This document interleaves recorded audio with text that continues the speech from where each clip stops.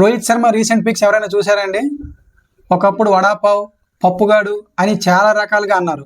Body shaming చేశారు.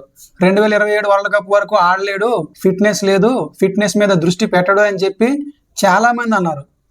చూడండి, 2027 world cup ఎలాగైనా ఆడాలి, ఇండియాకి వరల్డ్ కప్ తేవాలి అన్న ఒకే ఒక్క కసి తన్ని ఎలా మార్చిందో. 2007 వరల్డ్ కప్ ఆడినప్పుడు రోహిత్ శర్మ ఎలా ఉన్నాడో 2027 వరల్డ్ కప్ ఆడేటప్పుడు కూడా రోహిత్ శర్మను అలానే చూస్తాం. అలా తయారయ్యాడు. చూడండి, అప్పుడు ఎలా ఉన్నాడు, ఇప్పుడు ఎలా ఉన్నాడు, డిఫరెన్స్ ఎంత నీట్గా కనిపిస్తుందో. 2027 వరల్డ్ కప్ ఆడాలి అన్న కసి తనను అలా మార్చింది.